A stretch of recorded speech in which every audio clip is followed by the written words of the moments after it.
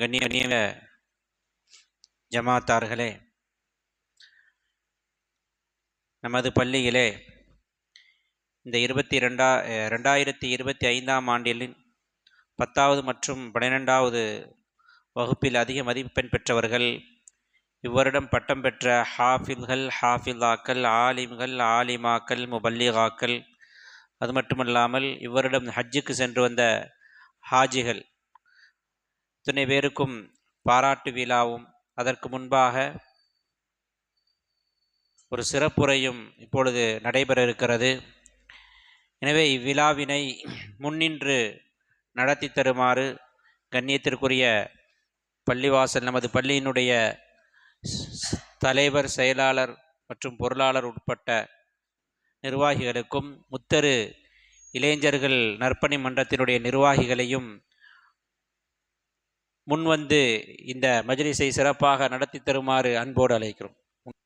ஆரம்பமாக இந்த மஜ்லிஸை துவக்கி வைப்பதற்கு, குர்ஆனை ஓதி மஜ்லிஸை துவக்கி வைப்பதற்காக மதரசாவினுடைய மாணவர் ஹம்தான் வருகிறார். அஸ்ஸலாமு அலைக்கும் வரஹ்மத்துல்லாஹி வபரகாத்துஹு. அஊது பில்லாஹி மினஷ் ஷைத்தானிர் ரஜீம். பிஸ்மில்லாஹிர் ரஹ்மானிர் ரஹீம்.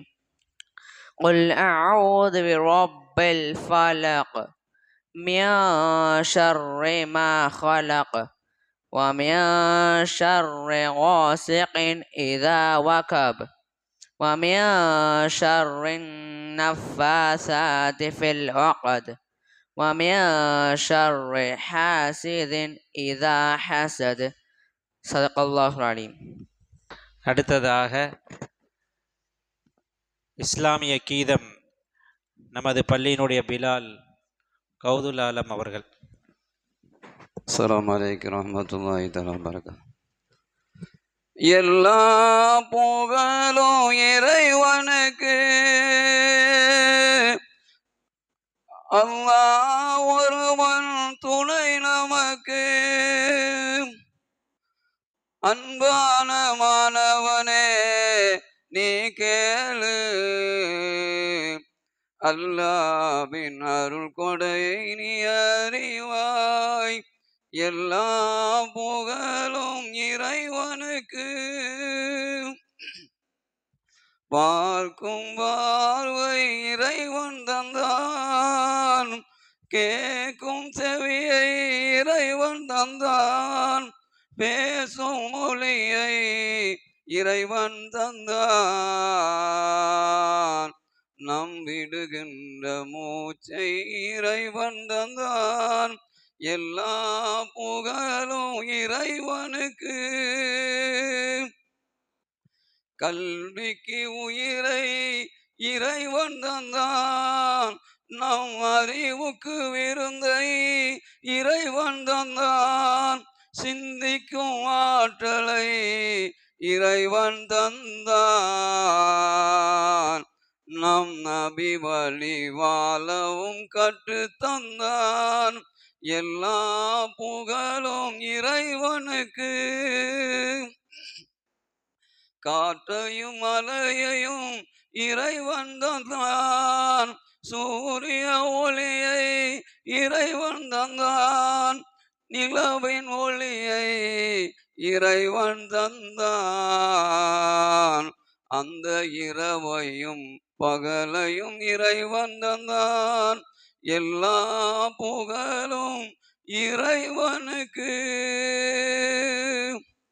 இந்த பாடலை பாடுவதற்கு எனக்கு வாய்ப்பளித்த இந்த சங்கத்தினுடைய நிர்வாகிகளுக்கும், ஜமாத்தார்களுக்கும், தலைவர்களுக்கும், பொருளாளர்களுக்கும், செயலாளர்களுக்கும், வந்திருக்கின்ற ஜமாத்தார்கள், உலமாக்களுக்கும் என் உள்ளம் என்னும் பலத்திலே எழுமுகின்ற சலவாத்தை ஏற்றி வைக்கின்றேன். அஸ்ஸலாமு அலைக்கும் வரஹ்மத்துல்லாஹி தஆலா வபரகாத்துஹு. அஸ்ஸலாமு அலைக்கும் வரஹ்மத்துல்லாஹி வபரகாத்துஹு. கண்ணியமிக்க மஹல்லாவாசிகளே, நமக்கெல்லாம் தெரியும், நமது பள்ளியினுடைய நிர்வாகத்துடன் இணைந்து நமது முத்தரு இளைஞர்கள் மன்றம் மிகச் சிறப்பான முறையில் நமது பகுதியிலே பல்வேறு சேவைகளை செய்து வருகிறார்கள். அதற்கு நீங்கள் எல்லோரும் ஒத்துழைப்பாக இருக்கிறீர்கள். அல்லாஹ் சுப்ஹானஹு வ தஆலா நம் அனைவருக்கும் சிறந்த கூலியை தந்தல் புரிவானாக. 2008 நமது பள்ளிவாசல் நிர்வாகத்தின் கீழ் நமது முத்தரு இளைஞர்கள் நற்பணி மன்றம் இயங்கி வருவதை தாங்கள் அறிவீர்கள். இப்பகுதியில் மருத்துவத்திற்கு யாருக்கு தேவைப்படுகிறதோ அவர்களுக்கான செலவுக்கான உதவி செய்வது, கல்விக்கு உதவி செய்வது, வியாபாரத்திற்கான உதவி செய்வது, பெண்களுடைய திருமணத்திற்கு உதவி செய்வது, விதவைகள் மற்றும் ஏழைகளுக்கான உதவி செய்வது, இப்படி பல்வேறு உதவிகளை தொடர்ந்து இந்த நற்பணி மன்றம் செய்து வருகிறது. மாதாந்திர உதவித்தொகை குறிப்பாக விதவைகளுக்கு மாத மளிகை ஜாமான் அந்த உதவி செய்யப்படுகிறது. இதல்லாமல் இளைஞர்கள் வேலையில் சேருவதற்கான உதவிகளும் செய்யப்பட்டு வருகிறது. இன்னும் பல்வேறு பணிகளை இன்னும் மேற்கொண்டு செய்வதற்கு நிறைய பெரியோர்களுடைய ஐடியாக்களும் வந்து கொண்டே இருக்கிறது. அதன் அடிப்படையில் இன்னும் இன்ஷா அல்லாஹ் பல்வேறு நற்பணிகளை அவர்கள் செய்ய இருக்கிறார்கள். அவர்களோடு நாமும் சேர்ந்து ஒத்துழைப்பு கொடுப்போம். இதுதான் மகத்தான பணி. ஒரு பள்ளிவாசல் என்பது எப்படி ஹஸரத் ரசூலுல்லாஹி ஸல்லல்லாஹு அலைஹி வஸல்லம் அவருடைய காலத்தில் இயங்கியதோ அப்படி இயங்குவதற்கு பெயர்தான் பள்ளிவாசல். வெறும் தொழுவதற்கு மாத்திரமல்ல பள்ளி. நபி ஸல்லல்லாஹு அலைஹி வஸல்லம் அவர்கள் அந்த சமூகத்திற்கு என்னென்ன சேவைகளை எல்லாம் செய்தார்களோ அத்துணை சேவைகளையும் சேர்ந்து செய்வதற்கு பெயர்தான் பள்ளிவாசல். ஒரு பள்ளிவாசல் என்பது ஒரு இஸ்லாத்தின் கேந்திரமாய் செயல்பட வேண்டும். அந்த அடிப்படையில் அல்ஹம்துலில்லாஹ் நம்முடைய பள்ளிவாசல் இயங்கி வருகிறது. இன்னும் சிறப்பான முறையில் இயங்குவதற்கு நீங்கள் எல்லோரும் துஆ செய்வதோடு பொருளாதார மற்றும் எல்லா விதமான ஒத்துழைப்பையும் நீங்கள் தர வேண்டும் என்று சொல்லி கண்ணியத்திற்குரிய டாக்டர் மௌலவி ஹசரத் ஜலீல் உஸ்மானி ஹசரத் அவர்கள் இப்பொழுது பேச இருக்கிறார்கள். அவர்களுக்கு வழிவிட்டு அசத் வர்ற வரைக்கும் நீங்கள் பேசுங்கன்னு முன்னாடி நிர்வாகி சொல்லியிருந்தாங்க. மைக் எடுக்கும் போதே அசத் வந்துட்டாங்க. அதனால் இன்ஷா அல்லாஹ் ஹசரத் அவர்கள் பேசுவார்கள். இன்ஷா அல்லாஹ் ஹசரத் அவர்கள் என்ன விஷயங்களை சொல்கிறார்களோ அதனை கேட்டு உள்வாங்கி அமல் செய்யக்கூடிய நல்ல தௌஃபீக்கை அல்லாஹ் சுப்ஹானஹு வ தஆலா நம் அனைவருக்கும் தந்தல் புரிவானாக. வாஹிரு தாவானா அல்ஹம்துலில்லாஹி ரப்பில் ஆலமீன். அஸ்ஸலாமு அலைக்கும் வரஹ்மத்துல்லாஹி வபரகாத்துஹு.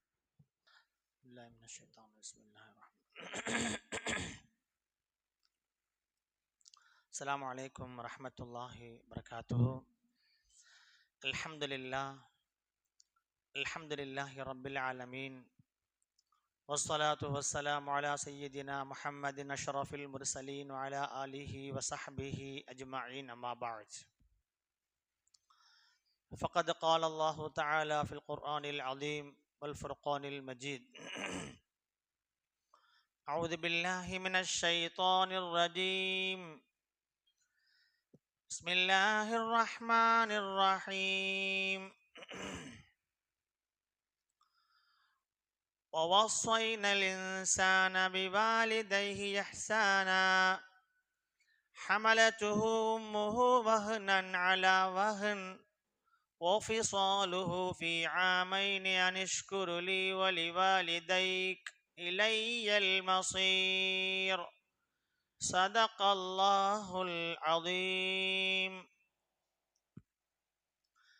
قال النبي صلى الله عليه وسلم: ما نحل والد ولده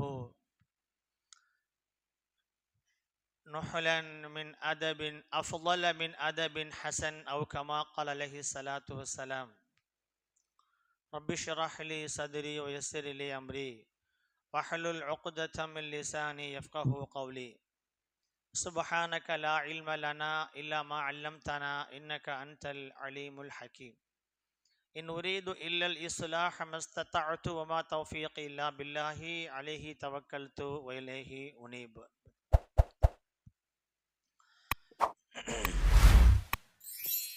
அல்லாஹுவின் பேரருளால்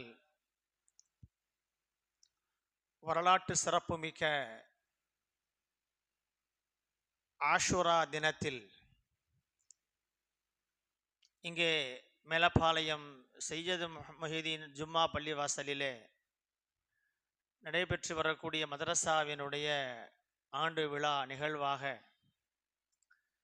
இங்கே மாணவ மாணவியருக்கு பரிசளிப்பு நிகழ்ச்சி, சன்மார்க்க கல்வி கற்கக்கூடிய மாணவ மாணவியரை ஆர்வமூட்டுவதற்காக, மதரசாக்களை எழுச்சியூட்டுவதற்காக நடைபெறக்கூடிய இந்த நிகழ்ச்சியிலே பங்கு கொண்டிருக்கிற, இந்த நிகழ்ச்சியை இந்த மதரசாவை மிக சிறப்பாக நடத்தி வருகிற இந்த பள்ளிவாசலினுடைய தலைமை இமாம் கண்ணியத்திற்குரிய மௌலானா இஸ்மாயில் யூசுஃபி ஹசரத் அவர்களே, இந்த மதரசா இந்த பள்ளிவாசலினுடைய நிர்வாக பெருமக்களே, இங்கே செய்யது மொஹிதீன் சாஹிப் ஜும்மா பள்ளிவாசல் முத்தர் ஜமாஅத் இளைஞர்கள் நற்பணி மன்றம் என்கிற ஒரு அமைப்பை என்னுடைய அருமை நண்பர் காலம் சென்ற மௌலானா இஸ்மாயில் உஸ்மானி ஹசரத் அவர்களால் ஏற்படுத்தப்பட்டு பல்லாண்டுகளாக இந்த பகுதியிலே இந்த முத்தரு ஜமாத்தார்களுக்காக பல்வேறு அறப்பணிகளை செய்து வருகிற இந்த இளைஞர்கள் நற்பணி மன்றத்தின் சார்பாக இவ்வாண்டு நடைபெற்று முடிந்திருக்கிற எஸ்எஸ்எல்சி +2 ஆகிய அரசு பொதுத் தேர்வுகளிலே அதிக மதிப்பெண்களை பெற்றிருக்கிற ஆலிம் ஆலிமா முபல்லிகா பட்டம் பெற்ற மாணவ மாணவிகள், இப்படியான கல்வியாளர்களை பாராட்டுகிற ஒரு நிகழ்வாக இந்த நிகழ்ச்சி நடைபெற்று கொண்டிருக்கிறது. அருமையான பெருமக்களே,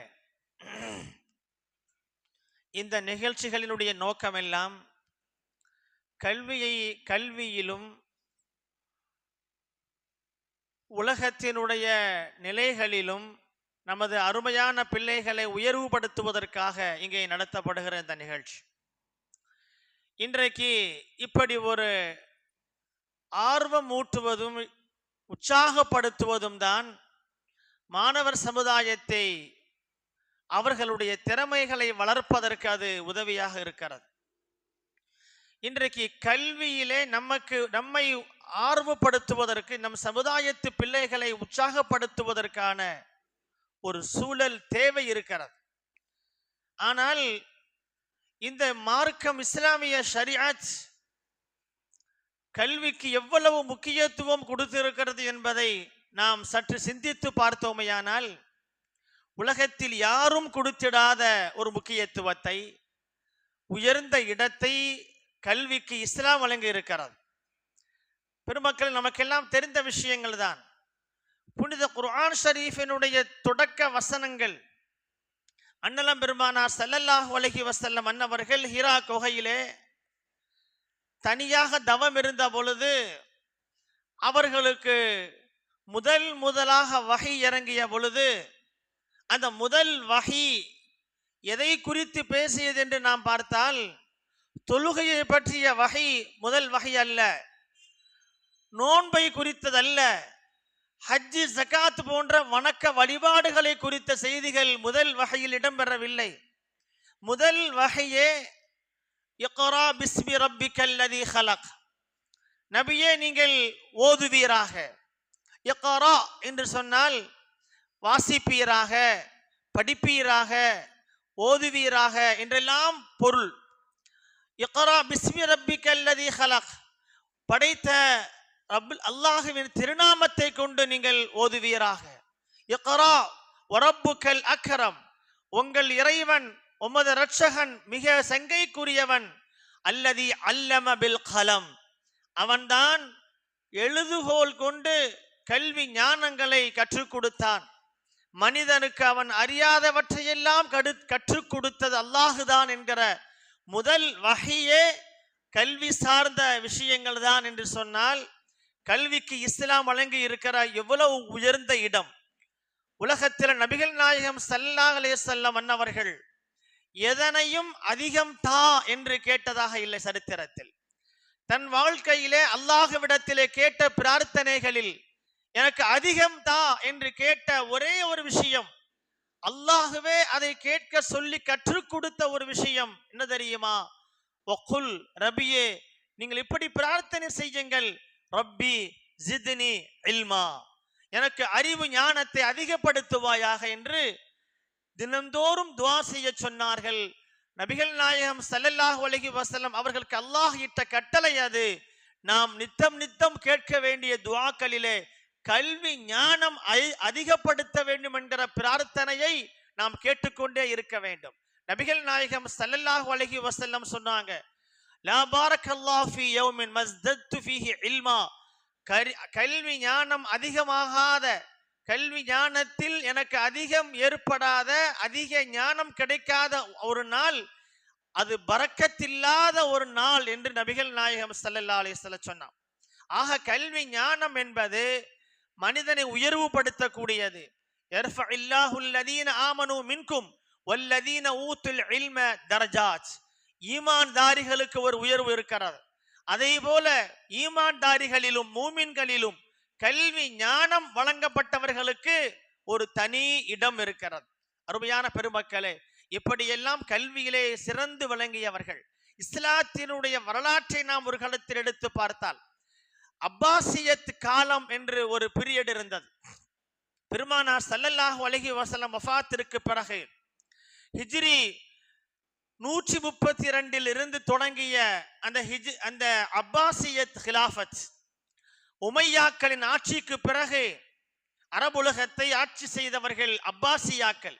இந்த அப்பாசியத் பீரியடிலே சுமார் 37 ஹலீஃபாக்கள் ஆட்சி செஞ்சாங்க. 525 வருடங்கள் அவர்களுடைய ஆட்சி இந்த உலகத்தில் நடந்தது. உலக வரலாற்றில் அந்த அப்பாசியத் பீரியட் என்பது பொற்காலம் என்று சொல்வாங்க. பொற்காலம். எத்தனை பெரிய கல்வியிலும் ஆராய்ச்சியிலும் மிக சிறந்த இடத்தை வகித்தவர்கள் முஸ்லிம்கள். அந்த காலம்தான் அப்பாசியத்து காலம். பெருமக்களே, நாம் அறிந்திருக்கிறோம், உலகத்திலே இன்றைக்கு பிரபலியமாக பேசப்படுகிற துறைகள் மருத்துவத்துறை. மருத்துவத்துறை தான் இன்றைக்கு உலகத்தில் பிரசித்தி பெற்ற ஒரு துறையாக இருக்கிறது.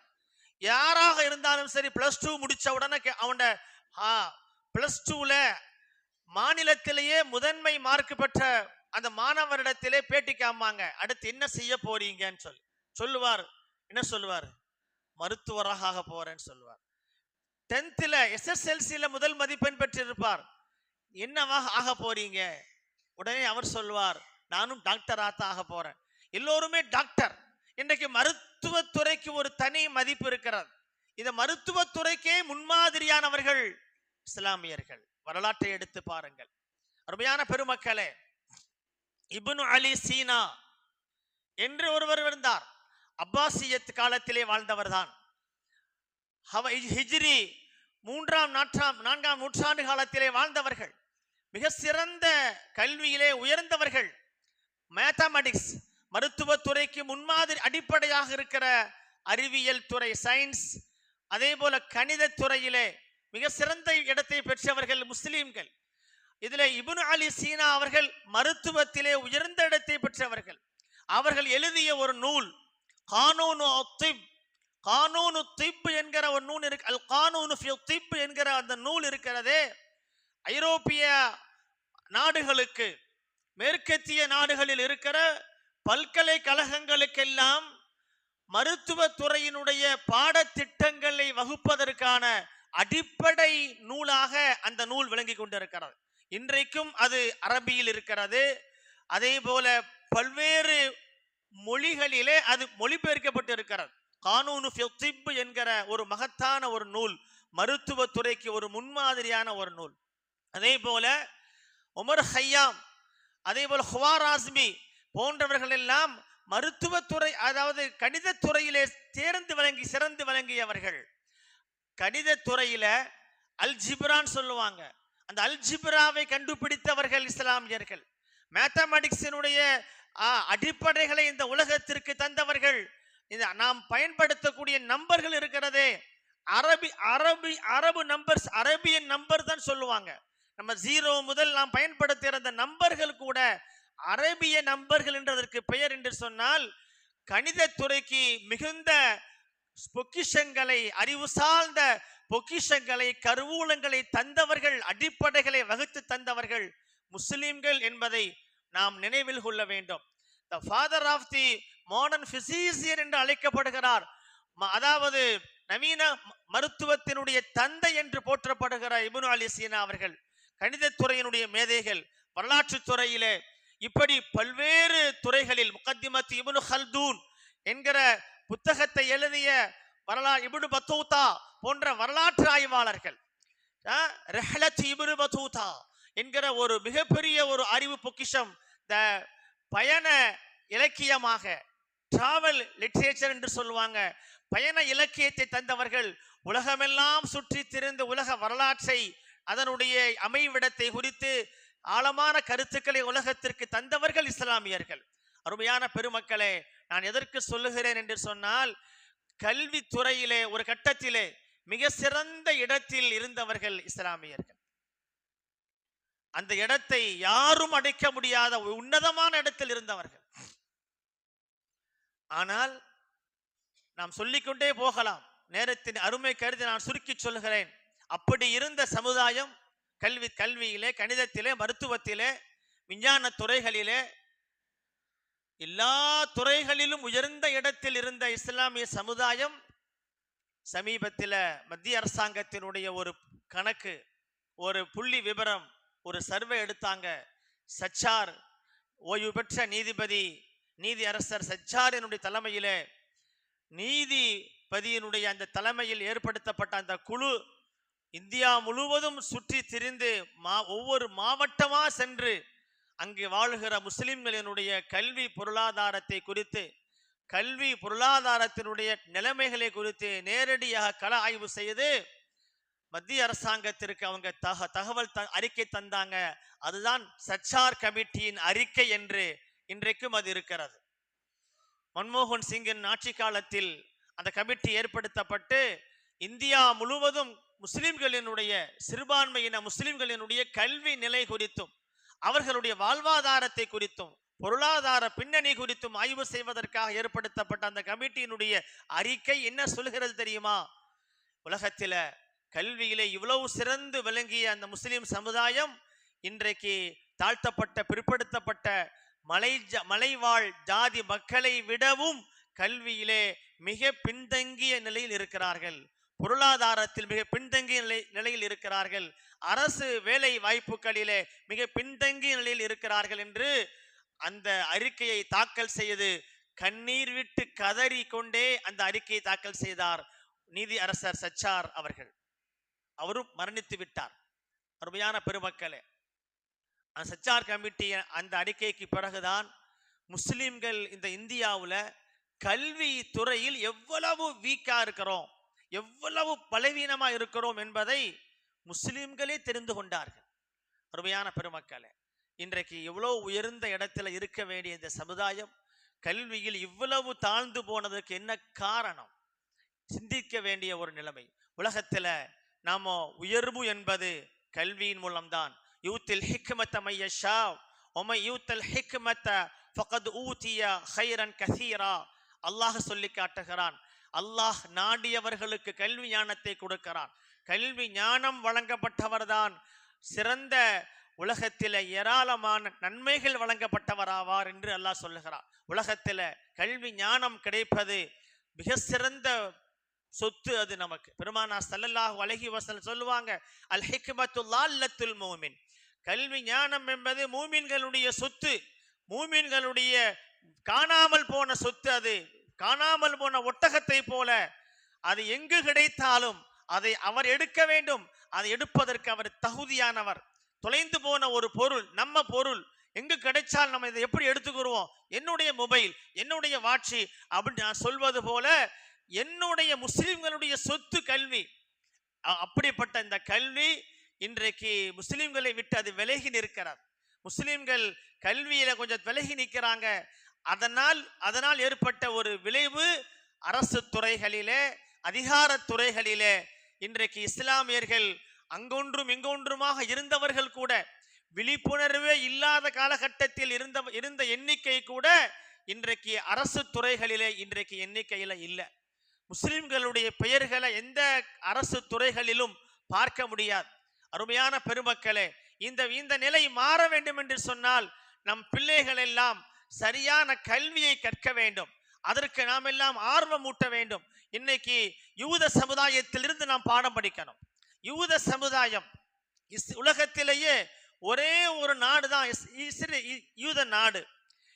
இஸ்லாமியர்களுக்கு 57-58 நாடுகள் இருக்கிறது. இஸ்லாமியர்களுக்கு 57 நாடுகள். அந்த சாதாரண நாடுகள் அல்ல, வளமிக்க நாடுகள். உலகத்திற்கு எண்ணெய் வளத்தை சப்ளை செய்யக்கூடிய அந்த அவ்வளவு பெரிய இயற்கை வளமிக்க நாடுகள். யுரேனியம் என்று சொல்லுகிற அணு தயாரிப்பிற்கு அடிப்படையாக தேவைப்படுகிற அந்த தாது, அந்த ரா மெட்டீரியல் உற்பத்தி செய்கிற மண் இஸ்லாமிய நாடுகள், அரபு நாடுகள், இப்படி 57 நாடுகள். யூதர்களுக்கென்று ஒரே ஒரு நாடு. பெருமக்களே, சிந்தித்து பார்க்க வேண்டும். அந்த யூத நாட்டில் யூதர்கள் மொத்த எண்ணிக்கை எவ்வளவு? இன்றைக்கு இஸ்லாமியர்கள் ஒரு கம்பேரிசன் பண்ணி பார்ப்போம். ஒரு கம்பேரிசன். இங்கெல்லாம் படிச்ச பிள்ளைங்கெல்லாம் இருக்கிறீங்க, படித்தவர்கள் இருக்கிறாங்க, பேராசிரியர் பெருமக்கள் இருக்கிறாங்க. அருமையான பெருமக்களே, இன்றைக்கு 700 கோடி உலக மக்கள் தொகையில் 1/4 முஸ்லிம்கள் அப்படின்னு சொல்றான். சுமார் 180 கோடியில் இருந்து 200 கோடி முஸ்லிம்கள் இந்த உலகத்தில் நாம் மொத்தத்தில் இருக்கிறோம். அப்படியானால் ஒரு 20% மேல இருக்கிறோம், 20% மேல இருக்கிறோம். ஆனால் இன்றைக்கு உலகத்தில் 14 மில்லியன் மொத்த மக்கள் தொகை இஸ்ரேலி யூதர்கள். ஒரே ஒரு நாடு, அதுவும் ஒரு இத்துணூண்டு ஒரு நாடு, அங்கீகரிக்கப்படாத, உலக நாடுகளில் பலதில் அங்கீகரிக்கப்படாத ஒரு தேசியம் அந்த யூத தேசியம், யூத நாடு அங்கீகரிக்கப்படல. நம்ம நாட்டினுடைய பாஸ்போர்ட்டில் கூட ஒரு 10 ஆண்டுகளுக்கு முன்னர் வரையிலும் இருக்கும். இந்த பாஸ்போர்ட்டை வைத்துக்கொண்டு எங்கும் செல்லலாம் எக்ஸப்ட் இஸ்ரேல், இஸ்ரேலை தவிர என்று பாஸ்போர்ட்லயே அச்சடிச்சிருப்பாங்க. அப்படி உலக நாடுகளால் ஒதுக்கி வைக்கப்பட்ட ஒரு நாடு இஸ்ரேல் இல்லையா? அந்த நாட்டிலே உலகத்திலேயே யூதர்கள் எவ்வளவு பேர் வாழ்றாங்க ஒரு கணக்கெடுத்து பார்த்தால் 14 மில்லியன் தான். 14 மில்லியன் சொன்னா 1,40,00,000 மொத்தமே. இந்தியாவில் இருக்கிற முஸ்லிம்கள் எண்ணிக்கையை விட கம்மி. 140 கோடியில் நாம இந்தியாவில் 20% இருப்போம். எவ்வளவு பேர் இருப்போம்? பெருமக்களே, இவ்வளவு எண்ணிக்கையில் இருந்து கொண்டு இன்றைக்கு உலகத்தையே தன்னுடைய கட்டுப்பாட்டில் வைத்திருக்கிறாங்க யூதர்கள் என்று சொன்னால் என்ன காரணம் என்றால் கல்விதான். யூதர்களினுடைய அந்த இஸ்ரேல் நாட்டினுடைய நடைமுறையை நாம் பார்க்கிறோம். எங்கிருந்து அவர்களுக்கு இந்த கல்வி ஞானம் வருகிறது? ஆராய்ச்சியில் விஞ்ஞானிகளாக, சயின்டிஸ்டுகளாக இருப்பது அந்த யூதர்கள் தான். உலகத்தினுடைய மிகப்பெரிய நிறுவனங்களை நிர்வகிப்பவர்கள் யூதர்கள், இஸ்ரேலியர்கள். இஸ்ரேலிலே அவர்கள் ஆராய்ச்சி நிறுவனங்கள் ஏராளமாக இருக்கிறது. புதிய புதிய கண்டுபிடிப்பது யூதர்கள். அறிவியலுக்கும் ஆராய்ச்சிக்கும் அதிக முக்கியத்துவம் கொடுக்கிற ஒரு சமுதாயம் யூத சமுதாயம். எண்ணிக்கையில் எவ்வளவு என்பது பெரிதல்ல, எவ்வளவு எண்ணிக்கையில் இருந்தாலும் அவர்கள் இன்றைக்கு உலகம் முழுவதும் பேசப்படுகிறார்கள். உலகத்தினுடைய நிலைகளை நிர்ணயம் செய்வதில், உலகத்தினுடைய போக்கை மாற்றுவதில் அவர்களுடைய பங்களிப்பு அதிகமாக இருக்கிறது. ஒரு விஷயம் ட்ரெண்ட் ஆகுதுன்னு சொல்றாங்கல்ல, ட்ரெண்ட் ஆகுது. இந்த ட்ரெண்ட் ஆகுவதே அவர்கள்தான். நமது சமுதாயத்தினுடைய பிள்ளைகளினுடைய ஹேர் ஸ்டைல், ட்ரெஸ் கோட், உடை அமைப்பு, முடி அமைப்பு, ட்ரெஸ் கோடில் இருந்து ஹேர் ஸ்டைலில் இருந்து அதை முடிவு செய்வது நமது பொழுதுபோக்கு எது, நமது பிள்ளைகள் எதை பொழுதுபோக்காக பயன்படுத்த வேண்டும், பொழுதுபோக்கிற்கு எதை பயன்படுத்த வேண்டும் என்பது உள்ளிட்ட அத்தனை விஷயங்களையும் தீர்மானிப்பதின் பின்னணியில் யூதர்கள் இருக்கிறார்கள். ஏன்? சிந்தித்து பார்க்க வேண்டிய சமுதாயம்.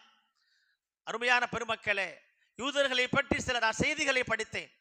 ஆச்சரியமாக, வினோதமாக இருந்தது. எங்கிருந்து இந்த ஞானம் அவர்களுக்கு வருகிறது பார்க்கின்றோம். அவர்களுடைய தனிப்பட்ட வாழ்க்கை முறைகள், வாழ்வியலை பார்த்தால் அருமையான பெருமக்களே, ஒரு குழந்தையை உருவாக்குவதில் அவர்கள் ரொம்ப அதிகம் கவனம் எடுக்கிறார்கள்.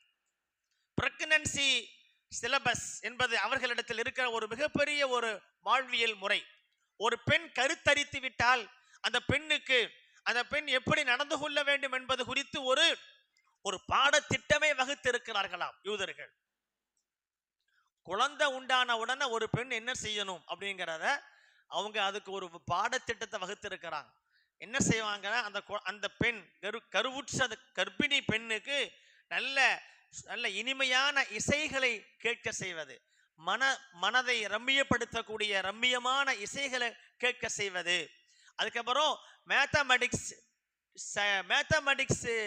பாடம், சயின்ஸ் மேத்தமெட்டிக்ஸ், இந்த 2 பாடத்தையும் அவர்களுக்கு நடத்துவாங்களாம். யாருக்கு நடத்துவாங்களாம்? மாணவ பிள்ளைகளுக்கு இல்ல, யாருக்கு? கருவுற்ற தாய்மார்களுக்கு நடத்துவாங்க. பிரெக்னன்சி காலம், அந்த period, gestation period, carrying period முடிகிற வரையிலும், கருவுற்றிருக்கிற அந்த காலம் முடிகிற டெலிவரி வரையிலும் அந்த பிள்ளைகளுக்கு இந்த பாடத்திட்டத்தை நடத்துவதுதான் அவர்களுக்கு வேலை. அருமையான பெருமக்களை, இது ஏன் நடத்துறாங்க அப்படின்னு சொல்லி நாம மிக நுணுக்கமாக ஆராய்ந்து பார்த்தால் அவர்கள் ஆராய்ச்சியிலே கண்டுபிடிச்சிருக்கிறாங்க. கருவில் வளருகிற குழந்தைகள் குறிப்பிட்ட காலத்திற்கு பிறகு அது கேட்க தொடங்குகிறது, காதுகளில் அதற்கு காது கேட்கிறது. வெளி உலகத்தில் பேசப்படுகிற செய்திகள் கருவில் வளரும் குழந்தைகளுக்கு காதுல விழுது. அதை கண்டுபிடித்தார்கள் ஆராய்ச்சியில. கண்டுபிடித்ததற்கு பிறகு அதை செயல்முறைக்கு கொண்டு வந்தாங்க. அருமையான பெருமக்களே, இன்னும் குர்ஆன் ஷரீஃபில் அல்லாஹ் சொல்லி காட்டுவான், ஹல் அத்தா அலல் இன்சான் ஹீனும் மினத் தஹர் வலம் யகுன் ஷைஅம் மذ்கூரா இன்னா ஹலக்னல் இன்சான மின் நுத்ஃபத்தின் அம்ஷாஜின் நப்தலி ஃபஜஅல்நாஹு ஸமீஅன் பஸீரா. மனிதனை நாம் உருவாக்கினோம். குழந்தையை உருவாக்கத்தை பற்றி அல்லாஹ் சொல்லுகிற பொழுது, கருவிலே வளரும் அந்த குழந்தைக்கு நாம் அந்த கருவிலே வளர்கிற பொழுது ஃபஜஅல்நாஹு ஸமீஅன் பஸீரா, அல்லாஹ் சொல்லி காட்டுகிறான், அதை கேட்கக்கூடிய திறன் பெற்றதாகவும் அதை பார்க்கக்கூடியதாகவும் நாம் ஆக்கினோம். இந்த வசனத்தில அல்லாஹ் குழந்தைகளை கருவில் இருக்கிற பொழுது அதை நாம் பார்க்க செய்தோம், அதை கேட்க செய்தோம் என்றெல்லாம் சொல்லி காட்டுகிறான். அப்போ இதை வச்சு அவங்க முடிவு பண்றாங்க, பார்ப்பதற்கு முன் அந்த வார்த்தையில சமீஅன் பஸீரா இருக்குது. முதல்ல கேள்வி எல்லாம் சொல்றான், அதுக்கப்புறம் பார்ப்பதை சொல்றான். எனவே பார்ப்பதற்கு முன்னரே கேட்கும் என்று ஆய்வு செஞ்சு பாரு. இந்த ஆய்விற்கு தூண்டியது இந்த வசனம். நாம குர்ஆனை சிந்திக்கிறோமோ இல்லையோ, குர்ஆனை ஓதுறோமோ இல்லையோ, இன்றைக்கு குர்ஆனை அதிகமாக ஆய்வு செய்பவர்கள் யூதர்கள் என்று ஒரு வரலாற்று ஒரு செய்தி குறிப்பு சொல்லுகிறார். அவங்க அதிகமாக ஆய்வு செய்யறாங்க. குர்ஆனில் சொல்லப்பட்டது அவர்களுக்கு மிக உறுதுணையாக, மிக துணையாக இருக்கிறது. அதனை வைத்து ஆய்வை தொடர்கிறார்கள். அந்த குர்ஆனினுடைய வார்த்தையின் அடிப்படையில் கருவில் வளரும் குழந்தை அது பார்ப்பதற்கு முன்னே அது கேட்கிறது என்பதை முடிவெடுத்தார்கள். எனவேதான் வயிற்றில் அந்த குழந்தை தாயின் வயிற்றில் இருக்கிற பொழுதே செய்திகளை சொல்லணும், அது காதுகள்ல விழும். எந்த செய்திகளை அதிகமாக கருவில் கேட்டதோ அதே செய்திகளை அது உலகத்திற்கு வந்ததற்கு பிறகு, பிறந்ததற்கு பிறகு அதே கேட்கிற பொழுது அதிலே தேர்ச்சி பெற்றதாக ஆகிவிடுகிறது. எனவே மேத்தமெட்டிக்ஸ், சயின்ஸ் அந்த பாடங்களை அந்த கருவில் வளரும் குழந்தை கருவில் வைத்தே கேட்கிறது. இன்னைக்கு நாம என்ன செய்யறோம்? நம்ம தாய்மார்கள் கருவுற்ற காலத்தில் நம்ம ஏதாவது இந்த மாதிரி சிந்திச்சிருக்கிறோமா, யோசித்திருக்கிறோமா? அருமையான பெருமக்களே, சந்ததிகளுக்காக, பிள்ளைகளுக்காக குழந்தைகள் கருவில் இருக்கிற பொழுதே நாம் அதை கவனம் எடுக்க வேண்டும் என்பதை யூதர்கள் நமக்கு சொல்லி தருகிறார்கள். யூதர்களுக்கு சொல்லி கொடுத்ததே குர்ஆன். ஆனால் நாம் அதை சிந்திக்கவில்லை. அவர்கள் சிந்தித்தார்கள், செயல்முறைப்படுத்தினார்கள். பிறக்கிற குழந்தையெல்லாம் அறிவு ஜீவியாக பிறக்கிறது. மிக சிறந்த சயின்டிஸ்டாக ஆளாகிறார்கள், வளர்கிறார்கள், உருவாகிறார்கள். உலகத்துல மிக சிறந்த பிரைஸ் அப்படின்னு சொன்னா நோபல் பிரைஸ். சமாதானத்திற்காக, இலக்கியத்திற்காக, பல்வேறு துறைகளில் ஆராய்ச்சிக்காக வழங்கப்படக்கூடிய ஒரு விருது நோபல் விருதுன்னு சொல்லுவாங்க. அந்த விருதை பெற்றவர்கள் எத்தனை பேர்? உலகத்துல நாம ஒரு குறிப்பிட்ட காலத்தில் ஒரு 100 வருஷங்களில் ஒரு கணக்கெடுத்து பார்த்தால் பெருமக்களே, 100 வருஷங்களிலே 3 முஸ்லிம்கள் அந்த விருதை பெற்றிருக்கிறார்கள். அதிலே அதிகமாக அந்த நோபல் பிரைஸை பெற்றவர்கள் யார் என்று பார்த்தால் யூதர்கள். ஒரு புள்ளி விவரத்துல படிக்கும்போது ஆச்சரியமாக இருந்துச்சு. 3 முஸ்லிம்கள் பேர் வந்துடுச்சே அப்படின்னு சந்தோஷப்பட்டு பார்த்தா அதுல ஒருத்தர் பாகிஸ்தானை சார்ந்தவர், அவர் காதியானி. அந்த 3ல 1 அந்த ரூட்ல போயிடுச்சு. அதுவும் கூட 100 வருஷத்திலேயே நம்ம ஒரு 3 பேர் தான் நோபல் பிரைஸ் வாங்க முடிஞ்சுச்சா? இன்னைக்கு சவுதி அரேபியாவில ஆராய்ச்சிக்காக அறிவியல் கண்டுபிடிப்புகளுக்காக வருடந்தோறும் அவங்க விருது கொடுப்பதற்கு முஸ்லிம் சமுதாயத்தை சார்ந்தவர்களை ஸ்காலர்களை தேடுறாங்க. இல்ல கிடைக்கலன்னு பகிரங்கமாவே சொல்றாங்க. சவுதி அரசாங்கம் அறிவிக்கிறது. இந்த துறைகளிலே ஆய்வு செய்து நீங்க உயர்ந்த விருதுகளுக்கு நீங்கள் விண்ணப்பம் செய்யலாம் என்று சொல்லுகிறார்கள். அந்த விண்ணப்பங்களுக்கு எல்லாம் உலக நாடுகளில் இருந்து முஸ்லிம் சமுதாயத்தை சார்ந்த விருதுக்கு தகுதி பெற்றவர்கள் இல்லை என்பது ஒரு வேதனைக்குரிய விஷயம். அருமையான பெருமக்களே, ஆக கல்வியிலும் இன்றைக்கு அறிவியல் துறையிலே ஆராய்ச்சியிலே உலகத்திற்கே முன்மாதிரியாக இருந்த இந்த முஸ்லிம் சமுதாயம் இன்றைக்கு மிகுந்த கவலைக்கிடமான ஒரு சூழலில் இருப்பதற்கு காரணம் இன்றைக்கு கல்வியின் முக்கியத்துவத்தை நாம் சிந்தித்து பார்க்க மறந்துவிட்டோம். நாம் அதற்கு பொறுப்பு சமுதாயத்தினுடைய பெருமக்கள், உலமாக்கள் எல்லோருமாக ஒன்றிணைந்து இந்த சமுதாயத்திற்கு கல்வி சார்ந்த விஷயங்களில் நாம் ஆர்வப்படுத்த வேண்டும். அவர்களுக்கு நாம் அதற்கான அந்த உற்சாகப்படுத்துகிற நிகழ்ச்சிகளை நாம் நடத்த வேண்டும். கல்வியினுடைய பலன், அதனுடைய பயன்களை நாம் சொல்ல வேண்டும். அருமையான பெருமக்களே, ஷரீஅத் நமக்கு கற்றுத்தந்திருக்கிற உன்னதமான விஷயங்கள், கல்வி சார்ந்த விஷயங்கள், அறிவியலுக்கு ஆராய்ச்சிக்கு குர்ஆன் ஷரீஃபிலே சிந்திக்க தூண்டுகிற ஏராளமான வசனங்கள் குர்ஆன் ஷரீஃபில். அதாவது நபிகள் நாயகம் ஸல்லல்லாஹு அலைஹி வஸல்லம் சொன்னாங்க, அதாவது இபாதத் உயர்ந்தது. இபாதத்தை விட, நீண்ட நேரங்கள் வணக்க வழிபாடுகள் செய்வதை விட கொஞ்ச நேரம் சிந்தனை செய்வது, அல்லாஹ்வினுடைய படைப்புகளை பற்றி, அவனுடைய அத்தாட்சிகளை பற்றி ஆராய்ச்சி செய்வது, சிந்திப்பது என்பது அதை விட வணக்கத்தை விட சிறந்தது என்று சொல்லுவாங்க. அவ்வளவு சிந்திப்பதற்கும் ஆய்வுக்கும் வாசலை திறந்து விடுகிறது. அஃபலா யததப்பருனல் குர்ஆன், குர்ஆனை சிந்திக்க மாட்டார்களா? அம் அலா குலூபின் அக்ஃபாலுஹா, அவர்களுடைய உள்ளங்களிலே பூட்டுக்கள் இருக்கிறதா என்று குர்ஆன் கேட்கிறது. வயதஃபக்கருன ஃபீ ஹல்கிஸ் ஸமாவாதி வல் அர்த், வானம் பூமியினுடைய ஆராய்ச்சிகளை, வானம் பூமிகளை படைத்தது குறித்து அவர்கள் சிந்திப்பார்கள் என்று குர்ஆன் சொல்கிறது. சிந்திப்பவர்கள் தான் அறிவாளிகள் என்று சொல்கிறது. இன்ன ஃபீ ஸாலிக லிஆயாத்தி லிஉலில் அல்பாப், அறிவுடைய மக்களுக்கு அத்தாட்சிகள் இருக்கிறது. அறிவுடைய மக்கள் யார்? அல்லதீன யذ்குருனல்லாஹ கியாமன் வ குஊதா, உட்கார்ந்து கொண்டும் நின்று கொண்டும் படுத்துக்கொண்டும் அல்லாஹ்வை நினைத்து, வயதஃபக்கருன ஃபீ ஹல்கிஸ் ஸமாவாதி வல் அர்த், வானம் பூமியை படைத்த அந்த படைப்பாற்றல் குறித்து சிந்திப்பார்கள். ஆக சிந்திக்க தூண்டுகிற ஒரு உன்னதமான வேத மறை இஸ்லாம், குர்ஆன். அந்த வேத மறையை பெற்றிருக்கிற நாம் சிந்திக்கின்றோமா? நமது பிள்ளைகளை சிந்திக்க வைக்கின்றோமா? சிந்தனை சார்ந்த, அறிவியல் சார்ந்த அந்த கல்வி துறைகளில் நாம் ஈடுபடுத்துகிறோமா என்பதைத்தான் இந்த நல்ல சந்தர்ப்பத்தில் நான் உங்கள் கவனத்துக்கு நான் கொண்டு வருகிறேன். அருமையான பெருமக்களே, நமது பிள்ளைகள் உயர்ந்த இடத்தை பெற வேண்டும். அதற்கு பெற்றோர்கள் தான் அதற்கு முதன்மையாக கவனம் எடுக்க வேண்டும். பெருமானார் ஸல்லல்லாஹு அலைஹி வஸல்லம் பெற்றோர்களுக்கு அதிகமான முக்கியத்துவத்தை சொன்னாங்க. ஷரியத்துல தாயின் காலடியில் சொர்க்கம் சொன்னாங்க, தந்தையினுடைய திருப்தியில் அல்லாஹ்வின் திருப்தின்னு சொன்னாங்க. காரணம், ஒரு குழந்தையின் உருவாக்கத்தில் தாய் தந்தையர்களுடைய பங்களிப்பு தான் அதிகமாக இருக்கிறது.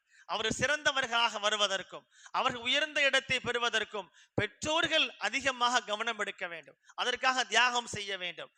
பிள்ளைகளுக்காக நாம் செய்கிற இந்த நல்ல முயற்சி இருக்கிறதே, அது அல்லாஹ்விடத்திலே உயர்ந்த கூலியை பெற்றுத்தரும். நபிகள் நாயகம் ஸல்லல்லாஹு அலைஹி வஸல்லம் சொல்லுவாங்க, மா நஹல வாலிதுன் வலதஹு நுஹலன் அஃதல மின் அதபின் ஹஸன். ஒரு தந்தை தன் பிள்ளைகளுக்கு கொடுக்கிற சன்மானம், என்ன சன்மானம் கொடுக்கலாம்? சிறந்த சன்மானம் எது சொன்னாங்க? கேட்டதையெல்லாம் கொடுப்பது அவர் சிறந்த தந்தையா?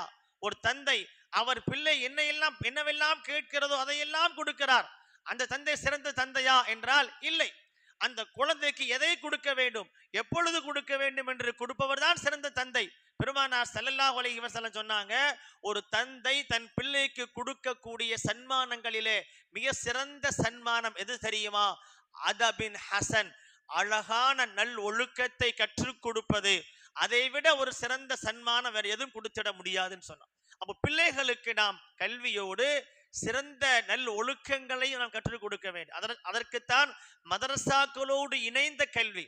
எவ்வளவு பெரிய உயர்ந்த கல்வியை பெறலாம், ஆனால் அவர்கள் தன் மார்க்கத்தோடு மதரசாக்களோடு தொடர்போடு அவர்கள் வளர்ந்தால்தான் அவர்கள் அந்த கல்வியினால் பயன்பெறுவார்கள். இல்லை என்று சொன்னால் அவர்களுடைய கல்வி அவர்களுக்கே பயன் தராது, இம்மையிலும் பயன் தராது. ஏதோ இம்மையில் வேண்டுமானால் சில பயன்களை தந்தாலும் கூட மறுமையில் அவர்களுக்கு எந்த பயனும் இல்லை.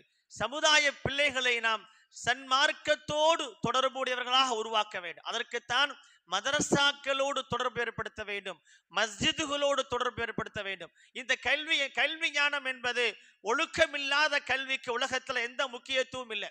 பேராசிரியர் ஹிப்பன் சொல்லுவார், கல்வி மாத்திரம் ஆன்மீகம் இல்லாத, வணக்க வழிபாடுகள் இல்லாத, இறைமை சிந்தனை இல்லாத கல்வி ஞானம் இருக்கிறதே, அது யாரை உருவாக்கும் சொன்னா அறிவுள்ள பிசாசுகளைத்தான் உருவாக்கும் என்று சொல்வார். சன்மார்க்க இறை சிந்தனை, இறைத்துறை, இறைமையில் இயலில் சார்ந்த அறிவு இல்லாது, ஆன்மீகம் தொடர்பில்லாத அறிவியல் மாத்திரம், கல்வி மாத்திரம் பிள்ளைகளுக்கு வழங்கப்பட்டால் அந்த கல்வி அவர்களை அறிவுள்ளவர்களாக ஆக்குமே தவிர பண்புள்ளவர்களாக ஆக்காது. ஆக பண்புள்ள சமுதாயம் உருவாக வேண்டும், அறிவுசால் சமுதாயம் உருவாக வேண்டும் என்று சொன்னால் சன்மார்க்கத்தோடு தொடர்புடைய பிள்ளைகளாக நாம் உருவாக்க வேண்டும். அதற்கு பொறுப்பேற்க வேண்டிய கடமையும் பொறுப்பும் பெற்றோருக்கு இருக்கிறது. பெற்றோர்களிலே முதன்மையாக தாய்மார்களுக்கு இருக்கிறது. இந்த செய்திகளை கேட்டுக்கொண்டிருக்கிற தாய்மார்கள் கவனத்துக்காக சொல்லுகிறேன். உலகத்தில் மிக சிறந்த ஆளுமைகளை உருவாக்கி தந்தவர்கள், மிக சிறந்த அறிவியலாளர்களை, மிக சிறந்த ஆற்றல் மிக்கவர்களை, கல்வியாளர்களை உலகத்திற்கு தந்தவர்களே தாய்மார்கள் தான்.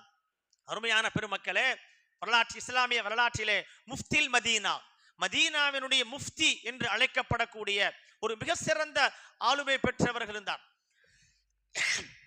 மதீனாவினுடைய ஆலிமுல் மதீனா, மதீனாவின் பேர் அறிஞர் என்று அறியப்படுகிற இமாம் மாலிக் ரஹமத்துல்லாஹி அலைஹி, இமாம் மாலிக் ரஹமத்துல்லாஹி அலைஹி அவர்களை உருவாக்கியதில் பங்கு உண்டு முஃப்தில் மதீனா என்று சொல்லுகிற ஒரு மிக சிறந்த மார்க்க அறிஞர் ரபிஅத்துர் ரா. இந்த ரபிஅத்துர் ரா என்பவர்களை அவர் தாபிஈன்களை கட்டுப்பட்டவர்கள். அவர்களை பற்றி அவருக்கு வழங்கப்பட்டிருக்கிற பட்டமே முஃப்தில் மதீனா, மதீனாவினுடைய மார்க்க தீர்ப்பு வழங்கக்கூடிய பேர் அறிஞர். அவர்களுடைய வரலாற்றை நாம் எடுத்து பார்க்கிறோம். தந்தை ஃபர்ரூக் ஒரு போர்க்களத்திற்காக புறப்பட்டு செல்வார். மனைவியிடத்திலே 30,000 தீனார்களை கொடுத்து விட்டு நான் போருக்கு செல்லுகிறேன், திரும்பி வருவேனா வரமாட்டேனா என்பது அல்லாஹுக்கு தான் தெரியும் என்று விடை பெற்று சென்றவர் 10 வருடங்கள் ஆகியது, 20 வருடங்கள் ஆகியது, திரும்பி வரவே இல்லை. அவர் ஹுராசான் என்ற இன்றைக்கு ரஷ்யா இருக்கிற அந்த பகுதிக்கு அவர் சென்றார். அந்த பகுதிக்கு போர் படை வீரராக சென்ற ஃபர்ரூக் 20 ஆண்டுகளை தாண்டியது, அவர் திரும்பி வரவே இல்லை.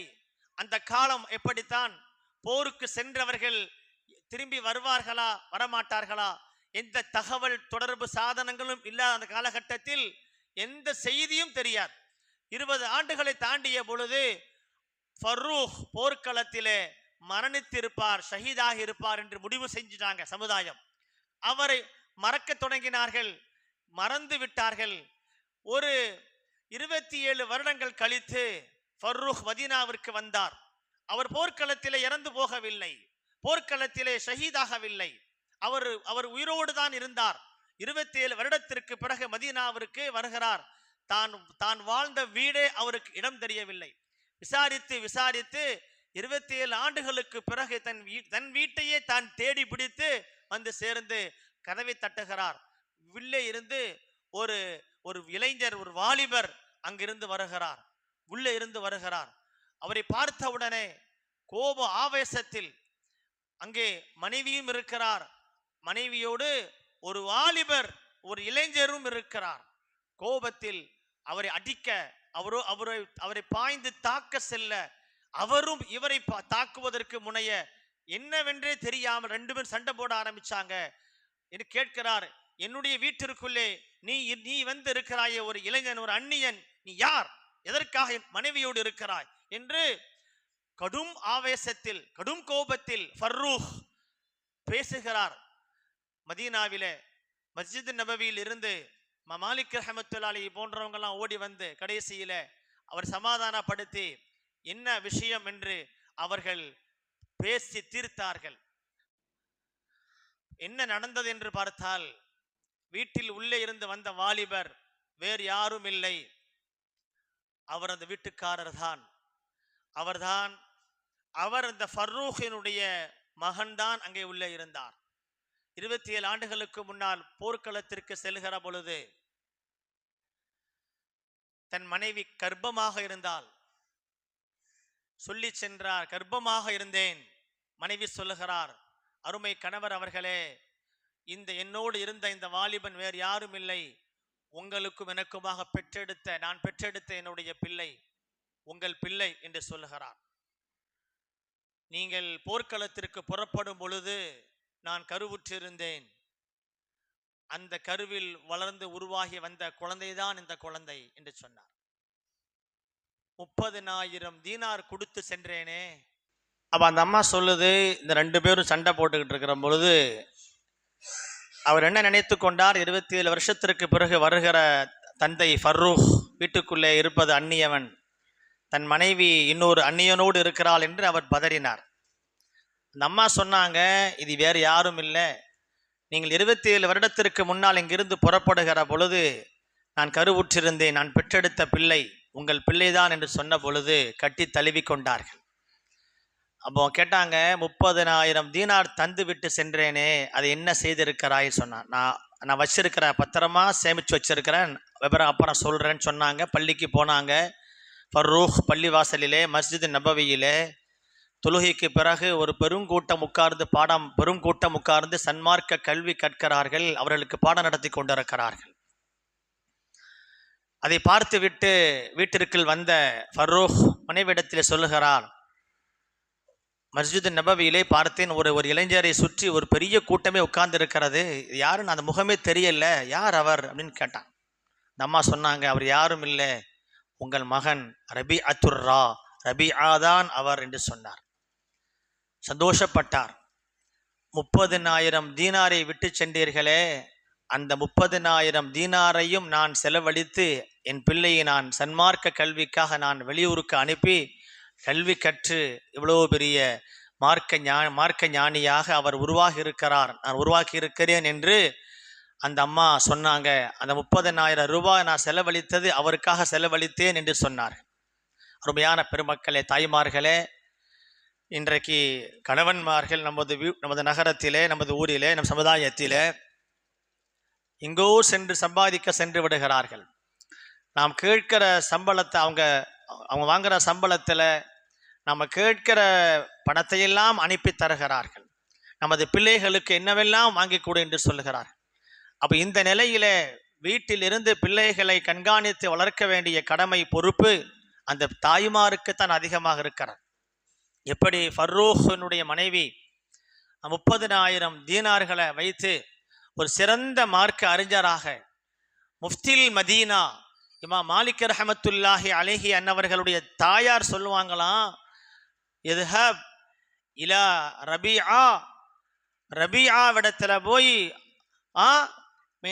ஃபதஅல்லம் மின் அதபிஹி கப்ல அன் ததஅல்லம மின் இல்மிஹி, அவருடைய கல்வி ஞானத்தை பெறுவதற்கு முன்னால் அவரிடத்துல ஒழுக்க பண்புகளை கற்றுவா என்று மாலிக் ரஹ்மத்துல்லாஹி அலைஹி அவர்களுடைய தாயார் இமாம் மாலிக் ரஹ்மத்துல்லாஹி அலைஹி அவர்களை ரபிஆத்து ரா இடத்துல அனுப்புவார்கள் என்று வரலாற்றிலே பார்க்கிறோம். அப்படியானால் உலகம் போற்றக்கூடிய மிகப்பெரிய ஆளுமையாக இருக்கிற இமாம் மாலிக் ரஹ்மத்துல்லாஹி அலைஹி அவர்களுக்கே உஸ்தாதாக இருக்கிற ரபிஆத்து ரா அவங்கள உருவாக்கி தந்தவர்கள் ஒரு தாய் என்று சொன்னால், ஒரு தாய் நினைத்தால் தன் பிள்ளைகளை மிக சிறந்த மார்க்க அறிஞராக, மிக சிறந்த கல்வியாளராக ஆக்க முடியும். அருமையான தாய்மார்களே, குழந்தைகளுடைய வளர்ப்பில் பெற்றோரினுடைய பங்கு, அதிலே தாயாரினுடைய பங்கு மிக அதிகம். ஏனென்றால் அந்த பச்சிளம் பருவத்தில் அந்த பிள்ளைகள் உங்களை தான் சார்ந்திருக்கிறார்கள், உங்களோடு தான் இருக்கிறார்கள். அவர்கள் பிசிக்கலாக எல்லா நேரமும் உங்களோடு தான் இருக்கிறார்கள். அப்படிப்பட்ட அந்த பிள்ளைகளை சரியான முறையிலே கண்காணித்து வளர்த்து ஆளாக்க வேண்டிய கடமை உங்களுக்கு தான் இருக்கிறது என்பதை சன்மார்க்கம் உங்களுடைய கடமையை மிக அதிகமாக சொல்லுகிறது. பெருமானார் ஸல்லல்லாஹு அலைஹி வஸல்லம் தாய்க்கு ரொம்ப அதிகத்தை சொன்னாங்க. என்ன சொன்னாங்க? தாயின் காடலியில் சொர்க்கம் சொன்னாங்க. ஒரு சஹாபி வந்து கேட்டாங்க, யா ரசூலல்லாஹ், இந்த உலகத்தில் நான் அதிகமாக கடமைப்பட்டிருப்பது யாருக்கு என்று கேட்ட பொழுது ஸல்லல்லாஹு அலைஹி வஸல்லம் சொன்னாங்க, உன் தாய் தான் என்று சொன்னாங்க. அடுத்து யார் என்று கேட்டாங்க, தாய் தான் என்றார்கள். அடுத்து யார்? அடுத்தும் தாய் தான் என்றார்கள். 3 தடவை சொன்னாங்க, உன் தாய்க்குத்தான் நீ கடமைப்பட்டு இருக்கிறாய். மிக அழகான நட்பு கொண்டு உபகாரம் செய்து வாழ்வதற்கு கடமைப்பட்டிருப்பது உன் தாய் என்று சொன்னாங்க. 4வது யாருன்னு சொல்லி கேட்கிற பொழுதுதான் தந்தை என்றார்கள். 5வது 6வது நெருங்கிய இரத்த பந்த உறவுகள் என்று சொன்னார்களே பெருமானார் ஸல்லல்லாஹு அலைஹி வஸல்லம். முதல் 3 இடங்களை ஸல்லல்லாஹு அலைஹி வஸல்லம் உங்களுக்கு தான் கொடுத்தாங்க. என்ன காரணம்? ஹஜ்ரத் இப்னு ஹஜர் அஸ்கலானி ரஹ்மத்துல்லாஹி அலைஹி, இந்த ஹதீஸ் புகாரியிலே வருகிறது. அதற்கு விரிவுரை எழுதக்கூடிய இமாம் அஸ்கலான் இப்னு ஹஜர் அஸ்கலானி எழுதுவாங்க, பெருமானார் ஸல்லல்லாஹு அலைஹி வஸல்லம் எதற்காக 3 இடத்தை தாய்க்கு கொடுத்தாங்க? ஒரு பெண் கர்ப்பகாலத்தில் படுகிற கஷ்டத்திற்காக, ஒரு பெண் பிரசவ நேரத்தில் படுகிற வேதனைக்காக, ஒரு பெண் பால்குடி பருவத்தில் பால் கொடுக்கும் காலத்தில் அந்த பெண் அனுபவிக்கிற சிரமத்திற்காக நபிகள் நாயகம் ஸல்லல்லாஹு அலைஹி வஸல்லம் 3 இடங்களை தாய்க்கு தான் கொடுத்தாங்கன்னு சொன்னாங்க. அப்போ அந்த தாய்க்கு இவ்வளவு பெரிய சிறப்பு, அந்த பெண்ணினுடைய தியாகம் அதோடு முடிந்து விடவில்லை. பாலுகுடி காலத்திற்கு பிறகு அந்த பருவத்தில் இருந்து 2 வயதிற்கு பிறகு இருந்து அந்த பிள்ளைகள் வாலிபத்தை அடைந்து திருமணம் செய்து வைக்கப்படுகிற காலம் வரையிலும் அந்த பிள்ளைகளை கண்ணும் கருத்துமாக கவனிக்க வேண்டிய கடமையும் பொறுப்பும் தாய்க்கு அதிகமாக இருக்கிறது. அருமையான பெருமக்கள், தாய்மார்களே, எனவே ஒரு தாயினுடைய கண்காணிப்பும் தந்தையினுடைய கண்டிப்பும் இது 2ம் சேர வேண்டும். 2ம் சேர்ந்தால்தான் ஒரு குழந்தைகள் சிறந்த பிள்ளைகளாக வருவாங்க. பெருமானார் ஸல்லல்லாஹு அலைஹி வஸல்லம் அதனாலதான் தந்தையை சொன்னாங்க, தந்தையின் பொறுப்பு பிள்ளைகளை கண்காணித்து கண்டித்து வளர்க்க வேண்டும். 7 வயதுல தொலை சொல்லணும்னு சொன்னாங்க. தொழாத பட்சத்துல 10 வயதுல அடிங்கன்னு சொன்னாங்க. குழந்தைகளை வணக்கத்திற்காக நல்ல ஒழுக்கத்திற்காக கண்டித்து வளர்க்க வேண்டிய கடமை தந்தைக்கு இருக்கிறது. ஹஜ்ரத் உமர் ரலியல்லாஹு அன்ஹு ஆட்சி காலத்துல ஒருத்தர் வந்து சொன்னாரு, உமர் ரலியல்லாஹு அன்ஹு அவங்கள்ட்ட வந்து புகார் சொன்னார், என் மகன் ரொம்ப மோசமா நடக்கிறான், சொல் கேட்க மாட்டேங்கிறான், சொல் மீறி நடக்கிறான், சேட்டை பண்றான்னு சொன்னான். உடனே பையனை கூப்பிட்டு விசாரிச்சாங்க. பையன் சொன்னா, அமீருல் மோமினின் அவர்களே, உமர் இப்னு கத்தாப் அவர்களே, என்னை பத்தி நிறைய குறை சொல்றாங்க என் தந்தை. நான் கேட்கிறேன், ஒரு தந்தையின் மீது சரியத்துல ஏதாவது கடமை இருக்குதா, பிள்ளைகளுக்கு செய்ய வேண்டிய கடமை ஏதாவது இருக்குதா அப்படின்னு கேட்கிறான். ஹஜ்ரத் உமர் ரலியல்லாஹு தஆலா அன்ஹு சொன்னாங்க, கண்டிப்பாக இருக்கிறது, ஏன் இல்லை? ஒரு தந்தை தன் பிள்ளைக்கு செய்ய வேண்டிய கடமைகள் ஏராளம் இருக்கிறது. அதுல மிக முக்கியமாக ஒரு 3 விஷயத்தை நான் சொல்றேன்னு சொன்னாங்க. முதல் விஷயம் சொன்னாங்க, அதாவது தந்தை பிள்ளைகளுக்கு செய்ய வேண்டிய முதல் கடமை அயன்தகிய உம்மஹா, சிறந்த தாயை தேர்ந்தெடுக்க வேண்டும் சொன்னான். தன் பிள்ளைகளுக்கு சிறந்த தாயை தேர்ந்தெடுக்கணும், இது தந்தையினுடைய கடமை. 2வது கடமை, குழந்தை பெற்றெடுத்தால் அழகான பெயர் சூட்டணும். 3வது கடமை, குர்ஆனை கற்றுக் கொடுக்கணும்னு சொல்லி ஹஜ்ரத் உமர் ரலியல்லாஹு அன்ஹு சொன்னாங்க. அந்த பையன் கேட்டான், அமீருல் மோமினின் அவர்களே, என் தந்தை இடத்துல கேட்டு பாருங்க, இந்த 3 கடமை அவர் செய்தாரான்னு கேளுங்கன்னு சொன்னான். ஏன்னா என்னுடைய தாய், அவருடைய மனைவி யாரு தெரியுமா? நீங்க சொன்னீங்க சிறந்த மனைவி, சிறந்த தாயாக, சிறந்த பெண்ணாக தேர்ந்தெடுக்க வேண்டும் சொன்னீங்க. அவர் தன் மனைவியாக தேர்ந்தெடுத்து இருக்கிற அந்த மனைவி என்னுடைய தாய் யார் தெரியுமா? ஒரு நெருப்பை வணங்கக்கூடிய மஜூஸ், நெருப்பை தெய்வமாக வணங்கக்கூடிய மஜூசிக்கு கல்யாணம் முடிக்கப்பட்டு அவனிடமிருந்து விதவையாகி ஒரு நீக்கரோ இனத்தை சார்ந்த ஒரு அடிமை வம்சத்தை சார்ந்த ஒரு பெண்ணை தான் இவர் என்னுடைய தந்தை திருமணம் செய்திருக்கிறார். அவளுக்கு பிறந்தவன் தான் நான். ஒரு அடிமை வம்சத்தை சார்ந்த ஒரு பெண்ணுக்கு, நீக்கரோ இனத்தை சார்ந்த ஒரு பெண்ணுக்கு, அது கூட பரவாயில்லை, ஒரு நெருப்பை வணங்கக்கூடியவனுக்கு வாழ்க்கைப்பட்டு பிரிந்த அந்த ஒரு பெண்ணை தன் மனைவியாக திருமணம் செய்து கொண்டார். அப்போ அவர்தான் எனக்கு என்னுடைய தாயை தேர்ந்தெடுப்பதிலே அவர் குறைவு செய்தார். அடுத்து சொன்னார், அழகான பேர் வைக்கணும்னு சொன்னீங்க பிள்ளைகளுக்கு, என் தந்தை எனக்கு பேர் வைத்திருக்கிறார். என்ன பெயர் தெரியுமா? ஜுஉல். ஜுஉல் என்று பேர் வைத்திருக்கிறார். அரபியில ஜுஉல் என்றால் மலத்தை உருட்டக்கூடிய வண்டுக்கு பெயர். மல வண்டுன்னு சொல்றோம்ல, நம்ம மலத்தை உருட்டுற வண்டுக்கு பேர் ஜுஉல். அந்த பெயரை போய் வச்சிருக்கிறார். இன்னைக்கு நம்ம பிள்ளைங்களுக்கு பேர் வைக்கிற இடத்துல தந்தைமார்கள் என்ன செய்யறாங்கன்னு சொன்னா, புதுசா பேரை சொல்றாங்க. இன்டர்நெட்ல பேரை பார்த்துட்டு இந்த பேரை வைக்கலாமா அந்த பேரை வைக்கலாமான்னு சொல்லி யூத கிறிஸ்தவர்களுடைய பெயரெல்லாம் கொண்டு கேட்கிறான். அருமையானவர்களே, பிள்ளைகளுக்கு நம்ம பெயர் சூட்டுவதில் ஃபேஷனா இருக்கணும், நியூவா இருக்கணும், புதுவா இருக்கணும், மாடர்னா இருக்கணும் என்பதையெல்லாம் தாண்டி சிறந்த பேரா இருக்கணும், சாலிஹீன்களுடைய பேரா இருக்கணும், நன்மக்களுடைய பேரா இருக்கணும், நபிமார்களுடைய பேரா இருக்கணும். நபிகள் நாயம் ஸல்லல்லாஹு அலைஹி வஸல்லம் அவங்களுக்கு கடைசியாக பிறந்த ஒரு ஆண் குழந்தை எந்த பேர் யோசிக்கல, இப்ராஹிம்னு பேர் வச்சாங்க. என் தந்தை இப்ராஹிம் அலைஹிஸ்ஸலாமுடைய பேர் வச்சான்னு சொன்னான். இப்னு அப்பாஸ் ரலியல்லாஹு அன்ஹு அவங்க வந்து சொன்னாங்க, யா ரசூலல்லாஹ், பெண் குழந்தை பிறந்திருக்கிறது. ஹஜ்ரத் ஸல்லல்லாஹு அலைஹி வஸல்லம் சொன்னாங்க, நேற்று இரவு எனக்கு மரியம் சூரா இறங்கியது, மரியம்னு பேர் வைங்கன்னு சொன்னாங்க. மரியம்லாம் அன்னைக்கு நம்ம ஊர்ல வைக்க முடியுமா? மரியம்னு யாரையாவது பேர் கேட்டா பேர் மரியம் சொன்னு வச்சுக்கோங்க, ஹஜ்ரத் ரொம்ப ஓல்டு பேரை சொல்றீங்களே, அதெல்லாம் நீங்க புது பேரா சொல்லுங்க அப்படிம்பா. ஆசியா, குர்ஆன் சொல்லக்கூடிய உலக முஸ்லிம்களுக்கெல்லாம் முன்மாதிரி பெண் சொல்லுங்க, ஆசியா பின்த் முஸாஹிம், ஆசியா ரலியல்லாஹு அன்ஹா, மரியம் அலைஹிஸ்ஸலாம், இவங்களை எல்லாம் குர்ஆன் ரோல் மாடலாக சொல்லுது முஸ்லிம்களுக்கு, மூமின்களுக்கு. மரியம்னு பேர் சொன்னா, ஆசியான்னு சொன்னா, அதெல்லாம் இன்னைக்கு நம்ம ஊர்ல நம்ம மக்களுக்கு பழைய பெயர். அருமையான பெருமக்களே, நல்ல பேரா வைக்கணும். அந்த அந்த அந்த அந்த பிள்ளை அந்த பையன் சொல்றான், என் தந்தை எனக்கு ஜுஉல் மலவண்டுன்னு பேர் வச்சிருக்கிறாரு தந்தை. மூணாவது, குர்ஆனை கற்றுத்தர வேண்டும் என்று சொன்னீர்கள். மா அல்லமனி ஹர்ஃபன் வாஹிதன் மினல் குர்ஆன், குர்ஆன்ல ஒரு எழுத்தை கூட கற்றுத்தரலன்னு சொன்னான்.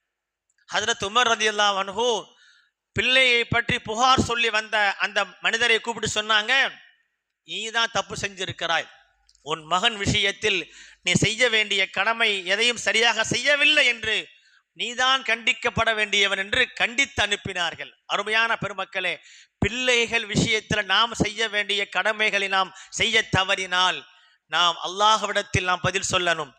எனவேதான் தந்தைமார்களும் தாய்மார்களும் பிள்ளைகளை வளர்ப்பதில், உருவாக்குவதில் அதிகமாக கவனம் செலுத்தணும். நவீன யுகத்தில், இந்த அறிவியல் உலகத்தில், கம்யூனிகேஷன், இந்த தகவல் தொடர்பு சாதனங்கள் பெருகிவிட்ட இந்த காலகட்டத்தில் இன்றைக்கு ஒரு மிகப்பெரிய சேலஞ்சிங் டாஸ்க் சொல்லக்கூடியது, மிக சவாலான ஒரு காரியம் அப்படின்னு சொன்னா குழந்தை வளர்ப்பு தான். குழந்தைய நம்ம வீட்டுக்குள்ளேயே வச்சு அடக்கி வளர்க்க முடியாது, வெளியே அனுப்பித்தான் ஆகணும். சொசைட்டி எப்படி இருக்கிறதோ அப்படித்தான் நமது பிள்ளைகள் வளருவார்கள். எனவே நம்ம பிள்ளைகளை மட்டும் நாம பாதுகாத்து வளர்ப்பது என்பது அது மிகப்பெரிய சிரமமான காரியம். எனவே சமூக மாற்றம் ஏற்பட வேண்டும், சமூகம் சீர்திருந்த வேண்டும், சிறந்த சமுதாயம் உருவாக வேண்டும். அதில் நாமும் ஒரு அங்கமாக இருக்க வேண்டுமே தவிர அதற்கு எல்லோரும் சேர்ந்து சமூக மாற்றத்திற்கான முன்னெடுப்புகளை முன்னெடுக்க வேண்டும். நமது இளைஞர்களை சீர்திருத்துவதில், இளைஞர்களை பாதுகாப்பதில் இன்றைக்கு ஒரு மிகப்பெரிய கவலையாக இருக்கிறது. நமது பிள்ளைகளை நாம பொத்தி வளர்க்கிறோம், ஆனா குறிப்பிட்ட காலத்திற்கு பிறகு நண்பர்கள் என்கிற ஒரு சர்க்கிள் வருது.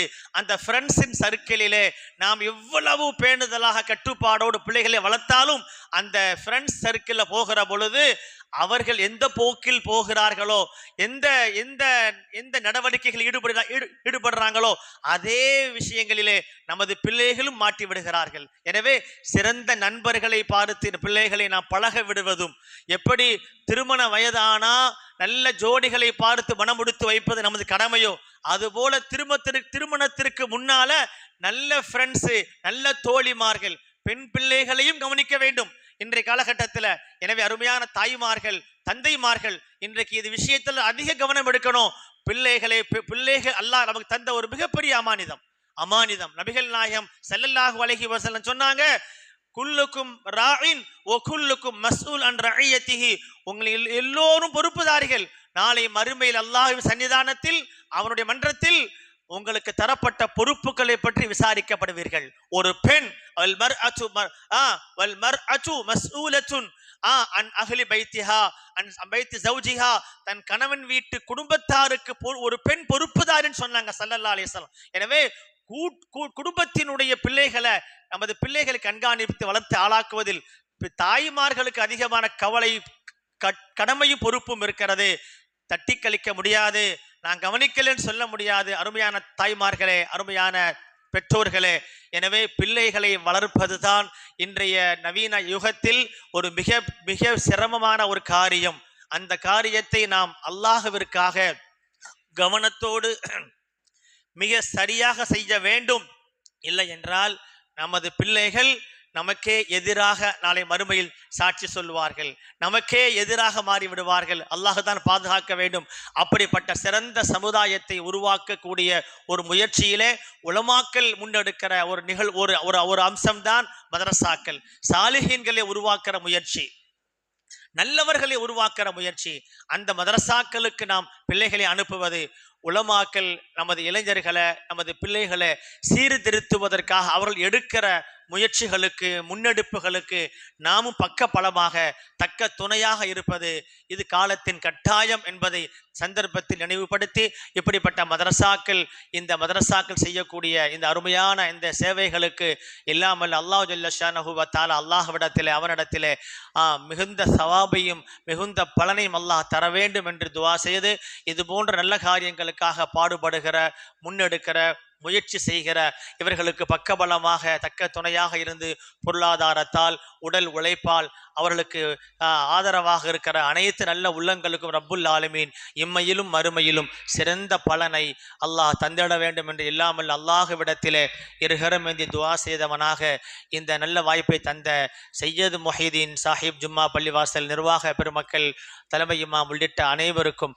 மனமார்ந்த நன்றியை தெரிவித்த ரப்புல் ஆலமீன் இந்த நிகழ்ச்சியில் பேசப்பட்ட கருத்துக்களின் பிரகாரம் வாழ்க்கையிலே செயல்படுத்துவதற்கு நல்ல தௌஃபீக்கை அல்லாஹ் நம் அனைவருக்கும் தந்தருள் புரிவானாக என்று துஆ செய்தவனாக நிறைவுபடுத்துகிறேன். வாஹிரு தஅவானா அனில் ஹம்துலில்லாஹி ரப்பில் ஆலமீன். வஸ்ஸலாமு அலைக்கும் வரஹ்மத்துல்லாஹ். ஜஸாக்கல்லாஹ் ஹைரன் ஜஸா. சிறப்பு விருந்தினருக்கு சிறப்பு செய்யும் நிகழ்ச்சி. ஜனாப் டாக்டர் முனைவர் ஜலீல் அவர்களுக்கு கரிமாம் அவர்கள் பொன்னாடை போட்டு சிறப்பித்தார்கள். அடுத்தபடியாக நமது சங்கத்தின் தலைவர், நமது பள்ளியின் இமாம் அவர்களுக்கு பொன்னாடை போட்டு கௌரவிக்கிறார்கள்.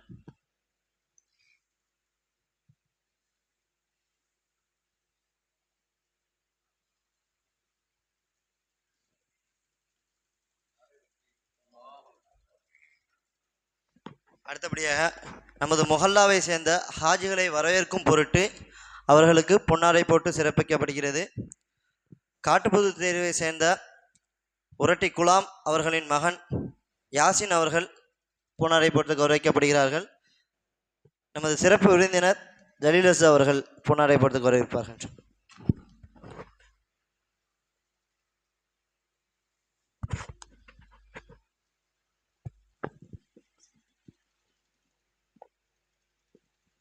அடுத்தபடியாக காட்டுப்புது தேர்வை சேர்ந்த குலாமாம் அவர்களுக்கு சிறப்பு விருந்தினர் ஜலீலஸ் அவர்கள் பொன்னாடை போட்டு கௌரவிக்கிறார்கள்.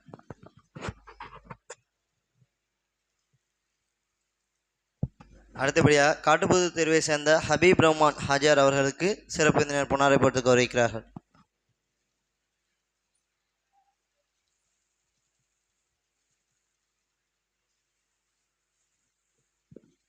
அசன் தரவன் தெருவை சேர்ந்த ஷேக் முகமது அவர்களின் மகன் ஹதீகுல் ரஹ்மான் அவர்கள் வரவில்லை, தந்தை வாங்கிக் கொள்வார்கள். இன்ஷா அல்லாஹ் அவருக்கு பொன்னாடை போட்டு கௌரவிக்கப்படுகிறது.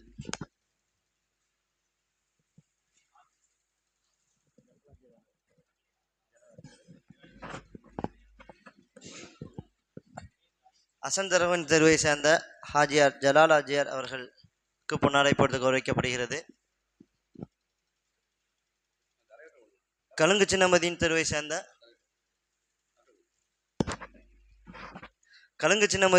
சேர்ந்த நசீர் அவர்களுக்கு, ஹாஜி நசீர் அவர்களுக்கு பொன்னாடை போட்டு கௌரவிக்கப்படுகிறது.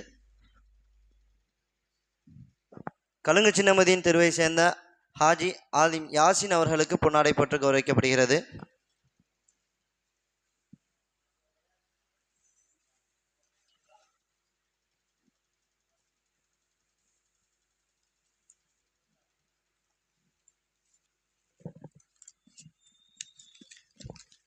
அல்ஹம்துலில்லாஹ். இப்போது நமது முஹல்லாவை சேர்ந்த ஆலிம் முபல்லிகா ஆலிமா பரிசு பெற்ற பட்டம் பெற்ற மாணவ மாணவிகளுக்கு கௌரவிக்கப்படுகிறது. காட்டுப்புது தெருவை சேர்ந்த சையீத் மொஹிதீன் அவர்களின் மகள் ஆத்திகா அவர்களுக்கு சிறப்பு விருந்தினர் பரிசளித்து கௌரவிக்கிறார்கள். கொஞ்சம் பேர் வாசிக்க கொஞ்சம் வேகமாக வந்துருங்க இன்ஷா அல்லாஹ். மாணவி ஆத்திகா அவர்களுக்கு கௌரவிக்கப்படுகிறது. தகப்பனார் பெயர் சையீத் மொஹிதீன். காட்டுப்புது தெருவை சேர்ந்த ஜெயினுலாபுதீன் அவர்களின் மகள் உம்மு ஹாதியா அவர்களுக்கு பரிசளிக்கப்படுகிறது.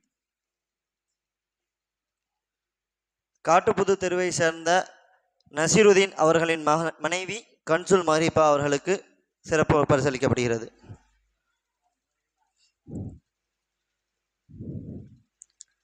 காட்டுப்புது தெருவை சேர்ந்த சித்திக் அலி அவர்களின் மகள் ஹாதியா ருமானா அவர்களுக்கு கௌரவிக்கப்படுகிறது.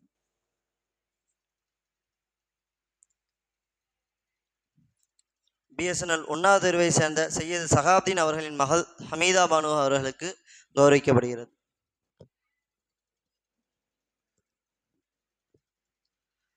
ஜஸாக்கல்லா ஹைரன் ஜஸா. அடுத்தபடியாக பரிசளிக்குமாறு நமது பள்ளியின் தலைமை இமாம் இஸ்மாயில் யூசுஃபி அவர்களை அன்போடு அழைக்கப்படுகிறார்கள்.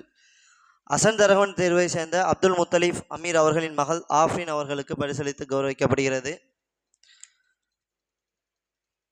அசன் தரகவன் தெருவை சேர்ந்த முகமது யூசுப் அன்சாரி அவர்களின் மகள் ரோஷன் ஃபாத்திமா அவர்களுக்கு கௌரவிக்கப்படுகிறது.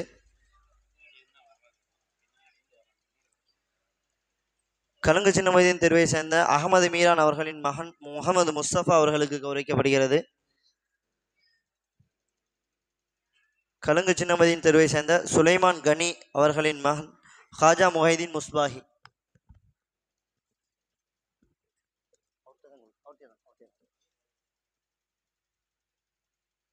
கலுங்கு சின்னமொய்தீன் தெருவை சேர்ந்த பசீர் மைதீன் அவர்களின் மகள் உம்மு ஆமினா அவர்களுக்கு பரிசளித்து கௌரவிக்கப்படுகிறது. ஜஸாக்கல்லா ஹைரன் ஜஸா. அடுத்தபடியாக பரிசளிக்க வருமாறு நமது பள்ளியின் செயலாளர் கரிமாம் அவர்களை அழைக்கிறோம். கலுங்கு சின்னமொய்தீன் தெருவை சேர்ந்த பஹருதீன் அலி அகமது அவர்களின் மகள் முகமது நாசிரா பேகம் அவர்களுக்கு கௌரவிக்கப்படுகிறது. கலுங்கு சின்னமொய்தீன் தெருவை சேர்ந்த ஓஎம் சையது முகமது அவர்களின் மகன் முகமது அன்சர் ஹுசேன் அவர்களுக்கு கௌரவிக்கப்படுகிறது. கலுங்கு சின்னமொய்தீன் தெருவை சேர்ந்த பீர் முகமது அவர்களின் மகள் உம்முல் அசீம் அவர்களுக்கு கௌரவிக்கப்படுகிறது. கலுங்கு சின்னமொய்தீன் தெருவை சேர்ந்த பீர் முகமது அவர்களின் மகன் அப்துல்லா அவர்களுக்கு பரிசளிக்கப்படுகிறது. நாகூர் மீரான் அவர்களின் மனைவி ராபியத்துல் பஷரியா அவர்களுக்கு பரிசளித்து கௌரவிக்கப்படுகிறது.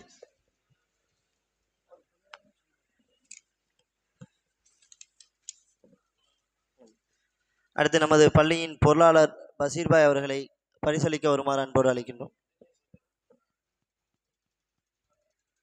கலுங்கு சின்னமொய்தீன் தெருவை சேர்ந்த யாசின் தாகா அவர்களின் மகன் முகமது அர்ஷத் அவர்கள் 10ஆம் வகுப்பில் நமது மொஹல்லாவில் முதல் மதிப்பெண் பெற்று 487 மதிப்பெண் பெற்றுள்ளார் மற்றும் சமூக அறிவியல் பாடத்தில் 100க்கு 100 மதிப்பெண் பெற்றுள்ளார். அவர்களுக்கு பரிசளித்து கௌரவிக்கப்படுகிறது.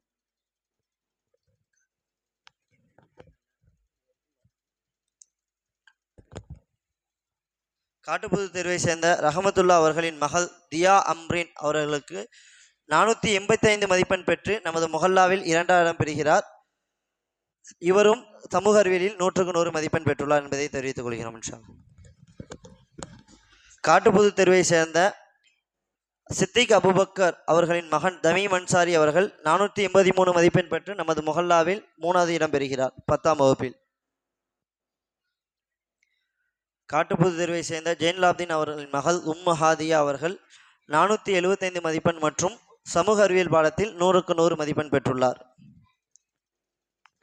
ஜஸாக்கல்லா ஹைரன் ஜஸா. அடுத்தபடியாக பரிசளிக்க வருமாறு நமது பள்ளியின் துணை செயலாளர் சையீத் முகமது புகாரி அவர்களை அன்போடு அழைக்கிறோம். இன்ஷா அல்லாஹ்.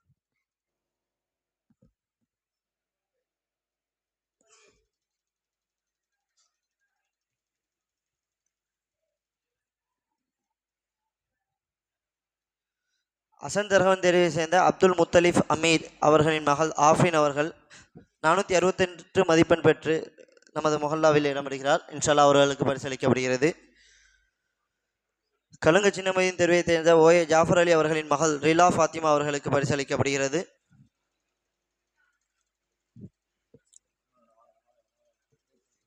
காட்டுப்புது தெருவை சேர்ந்த சம்சுதீன் மகன் முகமது ஞானியார் அவர்களுக்கு கௌரவிக்கப்படுகிறது. கலுங்கு சின்னமையின் தெருவை சேர்ந்த எஸ்கே ஜாஃபர் அலி அவர்களின் மகன் முகமது தானிஸ் அவர்களுக்கு கௌரவிக்கப்படுகிறது.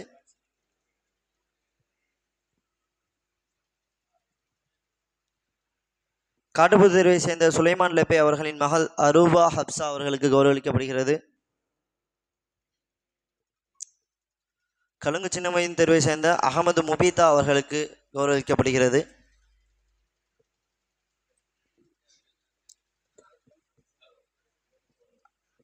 ஜஸாகல்லா ஹைரன் ஜஸா. அடுத்தபடியாக நமது சங்கத்தின் தலைவர் அவர்கள் பரிசளிக்க வருமாறு அன்போடு அழைக்கிறோம். கலுங்கு சின்னமொய்தீன் தெருவை சேர்ந்த முகமது தயீப் அவர்களின் மகள் நசீகா அவர்களுக்கு பரிசளிக்கப்படுகிறது. காட்டுப்புது தெருவை சேர்ந்த முகமது சித்திக் அவர்களின் மகள் ஆரிசா அவர்களுக்கு கௌரவிக்கப்படுகிறது. காட்டுப்புது தெருவை சேர்ந்த ஹிதாயத்துல்லா அவர்களின் மகன் அகமது ஹாரூன் அவர்களுக்கு பரிசளிக்கப்படுகிறது. நபி நகரை சேர்ந்த சாவலமீது பாசுசா அவர்களின் மகன் அப்துல் ரஷீத் அவர்களுக்கு பரிசளிக்கப்படுகிறது. அசந்தரகன் தெருவை சேர்ந்த சலீம் அவர்களின் மகன் முகமது பயாத் அவர்களுக்கு பரிசளிக்கப்படுகிறது.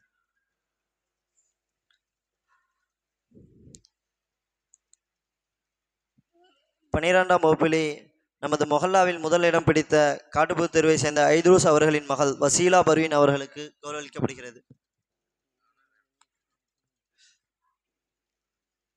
நமது மொஹல்லாவில் 543 மதிப்பெண் பெற்று முதலிடம் பெறுகிறார்கள். இன்ஷா அல்லாஹ் துஆ செய்யும்.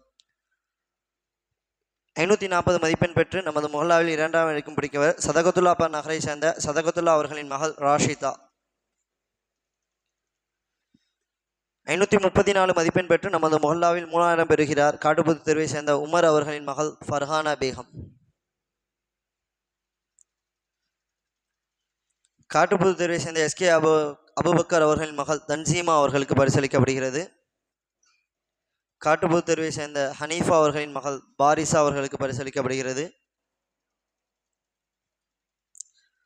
அடுத்தபடியாக நமது சங்கத்தின் செயலாளர் சிந்தாபாய் அவர்களை பரிசளிக்க வருமாறு அன்புடன் அறிகிறோம். காட்டுப்புது தெருவை சேர்ந்த எஸ்.எம். முஜிபுர் ரஹ்மான் அவர்களின் மகள் சஹானா ஃபாத்திமா அவர்களுக்கு பரிசளிக்கப்படுகிறது.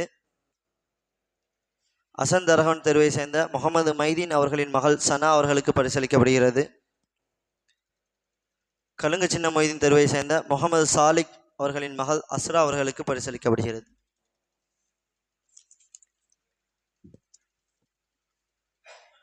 அல்ஹம்துலில்லாஹ்.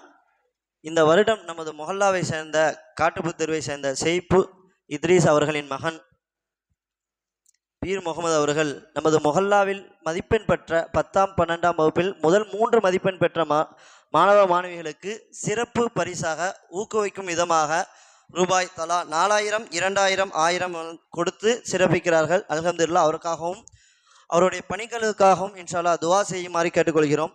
நமது மொஹல்லாவில் 12ஆம் வகுப்பில் முதல் மதிப்பெண் பெற்ற வசீலா பர்வீன் அவர்களுக்கு அவர்கள் பீர் முகமது அவர்கள் கையால் வழங்குகிறார்கள் 4000 ரூபாய் மதிப்பெண் 4000 ரூபாய் பரிசை.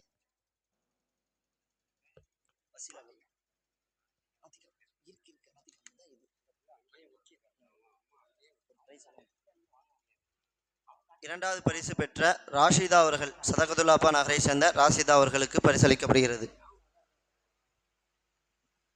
3வது இடம் பெற்ற 12ல் 3ஆம் இடம் பெற்ற டி.கே. உமரின் அவர்கள் மகள் பர்ஹானா பேகம் அவர்களுக்கு பரிசளிக்கப்படுகிறது.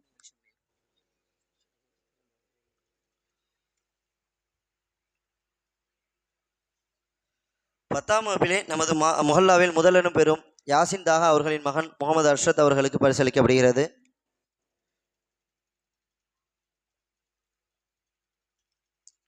காட்டுப்புது தெருவை சேர்ந்த ரஹமத்துல்லா அவர்களின் மகள் தியா அம்ரீன் அவர்களுக்கு பரிசளிக்கப்படுகிறது.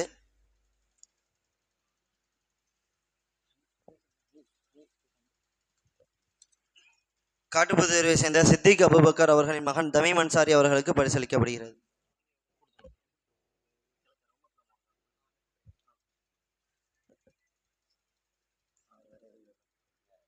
இதெல்லாம் யாரும் பரிசு வாங்கவில்லை என்றால் இன்ஷா அல்லாஹ் தொழுகைக்கு பிறகு வெளியில் உள்ளது இன்ஷா அல்லாஹ் கேட்டு பெற்றுக்கொள்ளவும் இன்ஷா அல்லாஹ்.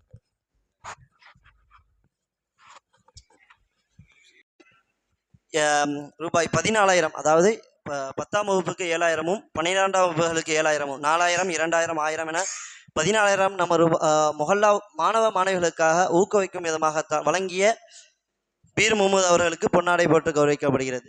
நமது பள்ளியின் செயலாளர் கரிமாமா அவர்களை கௌரவிக்குமாறு அன்போடு அளிக்கிறோம்.